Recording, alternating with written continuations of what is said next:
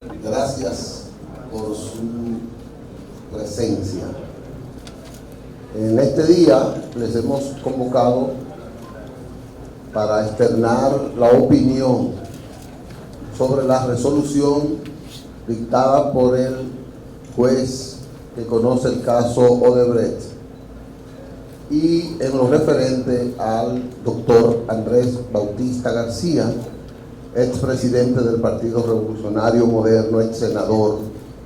Está acompañado él hoy de sus abogados, el doctor Carlos Salcedo, quien fungirá de vocero, el doctor Antoliano Peralta, el doctor Gustavo A. de los Santos Col y el licenciado Tiago Marrero.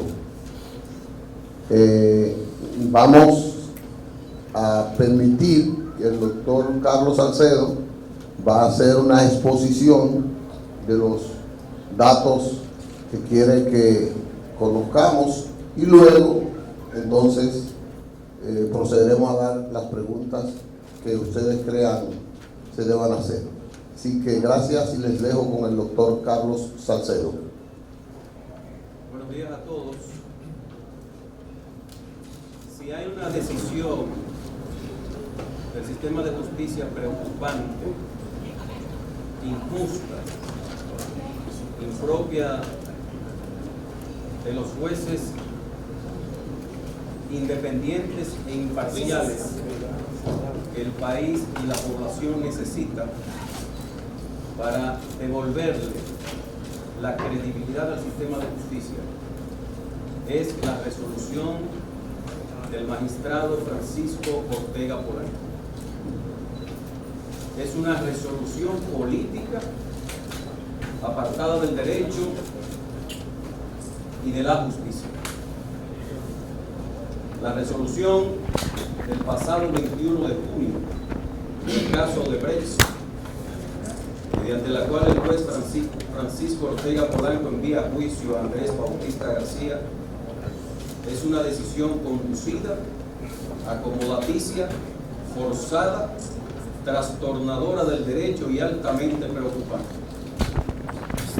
Con su decisión el juez distorsiona y le pone tenazas al derecho para no hacer justicia, lo que le resta credibilidad a esta como medio para alcanzar lo que el derecho le corresponde a cada persona. Para rechazar todos los incidentes planteados, todos, sin excepción, el juez Ortega ignoró los argumentos y pruebas de la defensa, como las disposiciones legales, incluida la Constitución.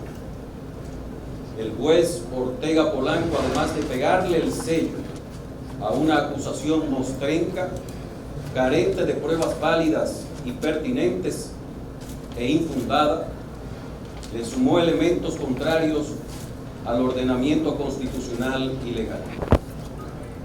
El juez Ortega simplemente endosa la posición del Ministerio Público cuando la acusación excluye responsables conocidos e incluye chivos expiatorios como Andrés Bautista García, para tapar a las personas que sí deben responder por los hechos imputados, con el consecuente daño que esto entraña para el Estado de Derecho. Es claro que esta decisión revela que el juez apoya a un Ministerio Público que tiene las manos atadas para algunos y suelta para la arbitrariedad y el abuso. Es una decisión altamente complaciente, ajustada a los intereses políticos y contraria a los principios de objetividad, apoliticidad e imparcialidad. Sin explicar siquiera por qué entiende que hay suficiencia probatoria para enviar a juicio, Ortega Polanco solo señala que hay pruebas suficientes para fundamentar una probabilidad de condena en juicio, ignorando los argumentos y pruebas de la defensa, sin ponderar la legitimidad del patrimonio de Andrés Bautista García ni las incoherencias y falacias de los delatores premiados, ni la inexistencia de pruebas que demostraran que Andrés Bautista haya recibido suma alguna de dinero por soborno base de la acusación. En concreto, con su resolución, Ortega Polanco incurre en las siguientes violaciones, entre otras. 1. Aniquila el derecho de defensa y elimina el principio de contradicción que caracteriza el sistema acusatorio instaurado en el Código Procesal Penal. Para el juez Ortega no hubo dos partes en el proceso, no hubo contradicción alguna de argumentos, solamente hubo una versión de los hechos y un solo legajo probatorio, que es el del Ministerio Público, el cual bendijo y santificó. 2. Rehuyó de su responsabilidad como juez y convirtió la audiencia preliminar en un trámite de validación automático de las pretensiones del Ministerio Público y su acusación, confundiendo su papel con este y violando con ello el principio de separación de funciones. Se convirtió en constituyente, óiganlo bien, y legislador, e ignoró los principios del derecho constitucional. Aplicó la Constitución de 2015 retroactivamente, solo con el objetivo principal de justificar el rechazo del incidente de prescripción de la acción penal solicitado por la defensa de Andrés Bautista García. Solamente el legislador puede ampliar el plazo de prescripción y poner límites a esta, como lo dispone el artículo 146.5 de la Constitución de la República, mientras que Ortega, para forzar la imprescriptibilidad, invoca un texto legal de otro país, particularmente de Colombia, lo que le está vedado. 4. Desconoce que la Constitución, como cualquier norma, no aplica retroactivamente, salvo que sea para beneficiar al titular del derecho, al que esté en una situación de agravio o cuando se deba proteger algún derecho. La Constitución es la norma suprema y es de aplicación inmediata, es decir, desde el momento de su proclamación en adelante, no hacia atrás como lo entendió erróneamente el juez. 5. Ni la Convención de las Naciones Unidas contra la Corrupción, ni la Constitución, ni el Código Procesal Penal, ni ninguna otra norma establece un plazo mayor para la prescripción de los delitos de corrupción administrativa, ni tampoco hay una norma que indique su imprescriptibilidad. Ortega Polanco se convirtió en constituyente y legislador, usurpando con ello funciones de otro poder del Estado y violando el principio de división de poderes consagrado en el artículo 4 de la Constitución. 6. Encuadra los delitos de corrupción administrativa en los delitos imprescriptibles para los casos de criminalidad organizada, cuando el mismo juez elimina de la calificación jurídica el crimen de asociación de malhechores, descartando con esto cualquier organización o asociación criminal entre los acusados enviados a juicio. Y peor aún, asimila la corrupción administrativa a los crímenes de lesa humanidad, cuando estos tienen que ver solo con la afectación de la vida y de la dignidad humana. 7. Falta a su deber y responsabilidad con desdén por sus funciones de juez de garantías, pues además de darle entrada a las supuestas delaciones premiadas de Ernesto Xaviera Bayardi y Marco Vasconcelos Cruz, como bicho extraño en nuestro derecho, en violación vergonzosa al principio de oralidad, entre otros, no contrasta esas supuestas delaciones con lo que establecen de manera fehaciente las actas certificadas del Senado de la República que tuvo en sus manos, con las que se demuestran las mentiras y falsedades de dichas delaciones. 8. Evade referirse a las pruebas certificadas por el Banco Popular Dominicano y el informe elaborado por especialistas en la materia, que detallan cada movimiento económico legítimo de Andrés Bautista García por más de 20 años, el cual contiene 37 carpetas de soportes con todas las facturas, cheques, múltiples préstamos, comprobantes de pagos y recibos de ingresos en las cuentas del Banco Popular Dominicano de Andrés Bautista García, producto de sus actividades agroempresariales y de las empresas en las cuales es accionista. 9. Validó la irresponsable acusación del Ministerio Público de que Andrés Bautista García falsificó sus declaraciones juradas del 2003 y 2006, cuando Andrés Bautista García demostró con los mismos cuadros que presentó el Ministerio Público y que aparecen en las páginas 184 y 185 de la acusación, que fue el propio Ministerio Público que falsificó dichas declaraciones, excluyendo y duplicando los inmuebles y utilizando el resultado de la revalorización de la Dirección General de Impuestos Internos con el propósito de crear un falso enriquecimiento ilícito y con esa falsa base hacer la acusación. 10. Se equivoca en la estructura de la resolución. Una sentencia tiene una estructura fundamental que fue ignorada por el juez, pues esta es su esencia, que el juez debe indicar los hechos controvertidos, los argumentos y pruebas de cada una de las partes, analizarlas, ponderarlas y dar una solución que sea el resultado de dicha ponderación, teniendo como base los hechos articulados, las pruebas, los argumentos y la norma aplicada, fundamentando su análisis y ponderación en la norma suprema por sobre las demás, cosa que no hizo Ortega Polanco. 11.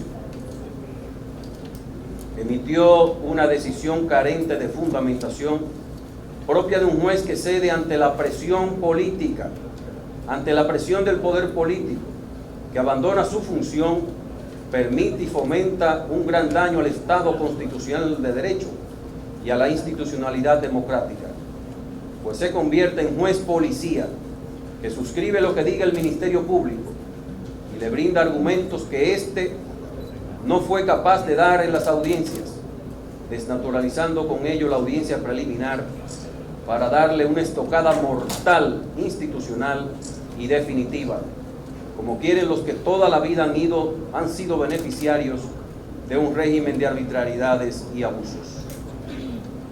Estamos, pues, frente a una resolución de envío a juicio sobradamente injusta, contraria al derecho y a la justicia, con una baja y cuestionable calidad, impropia de un juez supremo, poniendo en entredicho los avances normativos e institucionales experimentados en nuestro país, al tiempo que cuestiona la base y control democráticos de los jueces, quedando evidenciado que el juez asumió el escrito de acusación como su propia decisión, todo lo cual da base sobrada para el ejercicio de un recurso de apelación que será ejercido oportunamente por las flagrantes violaciones a derechos constitucionales y a derechos fundamentales. Muchas gracias.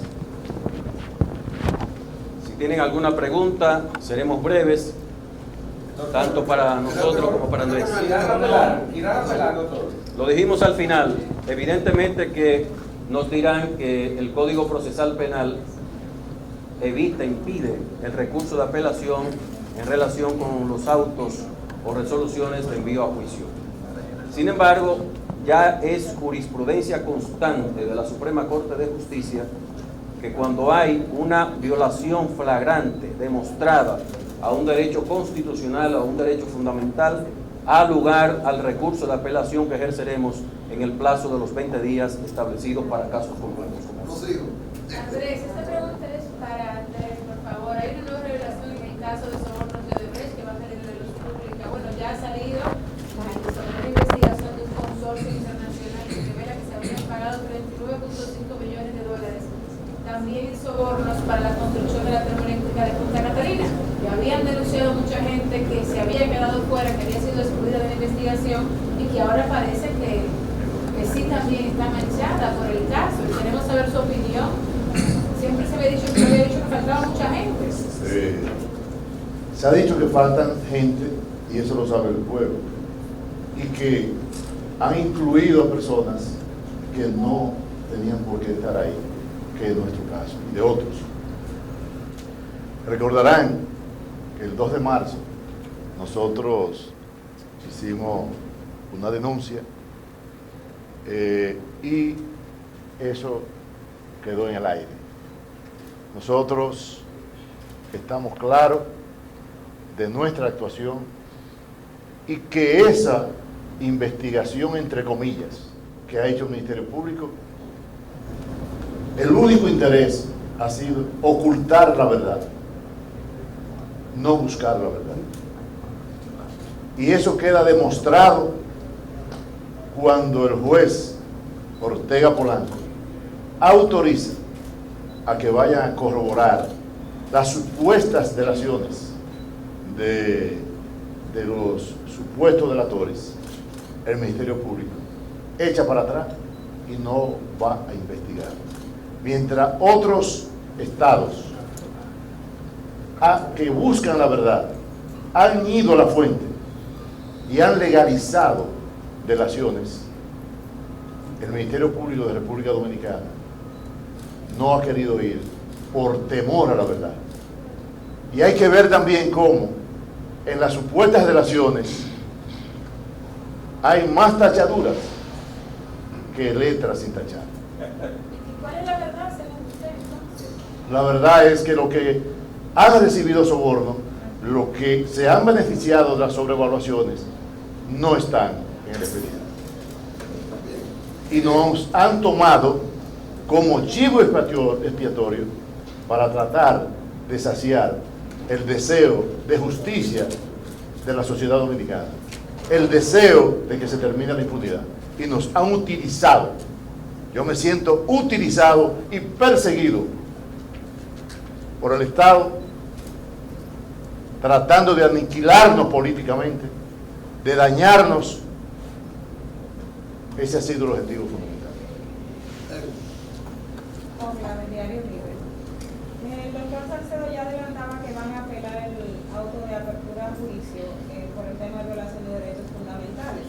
El juez Ortega hace referencia aplicando aspectos constitucionales. En caso de que la Suprema Corte de Justicia declare la inadmisibilidad del recurso de apelación, ¿el constitucional sería otra vía para recurrir? Mire, este es un proceso largo. Lo adelantamos desde el frontispicio mismo, desde el inicio mismo del proceso. Nadie puede sonrojarse. Ustedes se recordarán que nos atribuían a nosotros una cantidad de incidentes como medidas dilatorias. Los incidentes son medios de defensa para garantizar derechos. Los recursos que están en la norma son precisamente para, frente a cualquier errónea decisión, el imputado tenga el derecho de ir a jueces más agudos, un tribunal colegiado, con una conformación mucho más amplia, y en el caso particular del recurso de apelación, habrá de conocerlo la Cámara Penal, segunda sala de la Suprema Corte de Justicia. Por lo tanto, no estamos hablando de un juez. Si la decisión es de inadmisibilidad, o la que fuere, si fuera rechazado el recurso en el fondo, obviamente analizaremos en su momento si ha lugar a un recurso de revisión constitucional. No lo puedo adelantar, ni ninguno de nosotros, los colegas que conformamos la barra de defensa de Andrés Bautista García. Pero de lo que tú puedes estar seguro, Pobla, es que frente a cualquier transgresión, violación de derechos fundamentales, de debido proceso, de tutela judicial efectiva, de violación a los principios cardinales del proceso penal, recurriremos ante los tribunales que correspondan, y no está exento el Tribunal Constitucional. Andrés, usted señalaba que se siente utilizado y perseguido por el poder político. Esta decisión, ¿usted entiende que viene desde el más alto nivel? Esta decisión viene, es una decisión dada, por así decirlo, desde el poder más alto nivel, de la presidencia. Mira, no es un secreto para ningún ciudadano dominicano en manos de quién están los poderes del Estado y a quién responden los poderes del Estado. Una de las cosas que más me preocupa a mí como ciudadano, como padre de familia, con hijos, con nietos, con amigos, familiares, es precisamente cómo está la justicia dominicana. Entonces, definitivamente, nada aquí se mueve sin un hilo conductor, que son los que controlan el Estado. Son los que controlan cada uno de los organismos del Estado. Aquí no hay separación de poderes, y eso lo sabe todo el mundo. Entonces, vuelvo y reitero, hay un Ministerio Público, por ejemplo, al servicio de los intereses particulares de un grupo. Entonces, ¿por qué, por ejemplo, el juez Ortega no busca las actas del Senado? No la lee porque se le presentaron, se le entregaron las actas del Senado, donde demuestra quién conoció los proyectos que los supuestos delatores me mencionan a mí. ¿Por qué? Porque le temen a la verdad, porque el objetivo es usar a uno como una válvula de escape ante la presión. Esa es la realidad.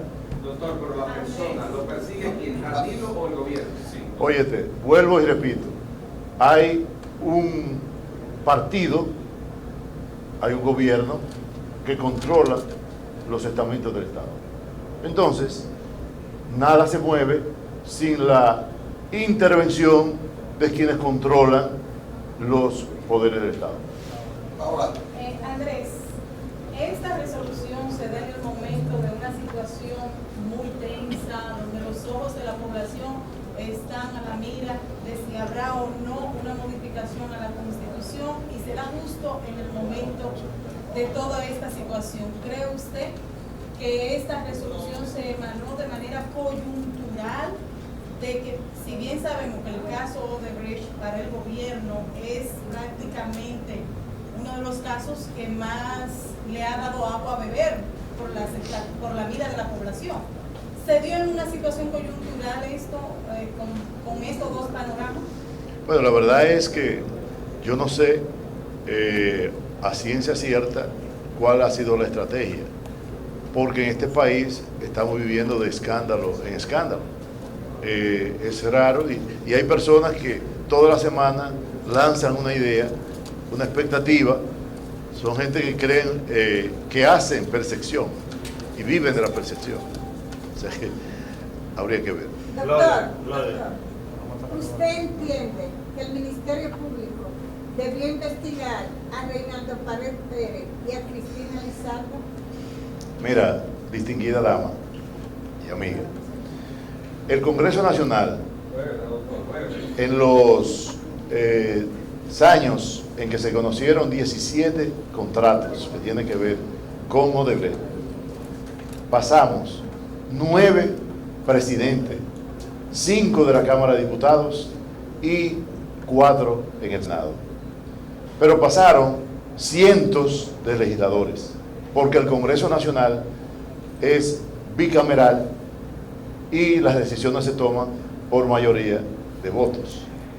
Sin embargo, en esta acusación solamente hay uno de los 9 presidentes que tuvo el Congreso Nacional y que conoció dos proyectos de los 17, y de los cuales yo no voté en uno, y en el otro fue a unanimidad y no hubo escándalo y no hay una delación.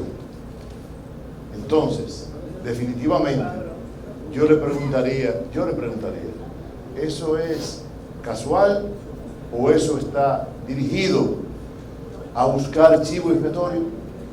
Donde no hay una sola prueba que se ha presentado, ni podrán presentar, donde yo he sido beneficiado por un soborno. Es una falta de respeto. Sin una prueba, y no la va a haber, porque en mi vida no he recibido soborno. ni he recibido un centavo público, y he pasado por instituciones del Estado, y cuando he salido he entregado como auditorías y no ha habido un solo escándalo, porque nunca le he puesto la mano a un centavo público. Esto es una afrenta y un daño a mí, a mi familia, a mis amigos y a mis padres que están en el otro mundo. Entonces, una vagabundería que se ha hecho conmigo. Bueno, muchas gracias, muchachos. Sé que tienen otras cosas que hacer, pero ustedes tienen tiempo para... Gracias del alma, un abrazo.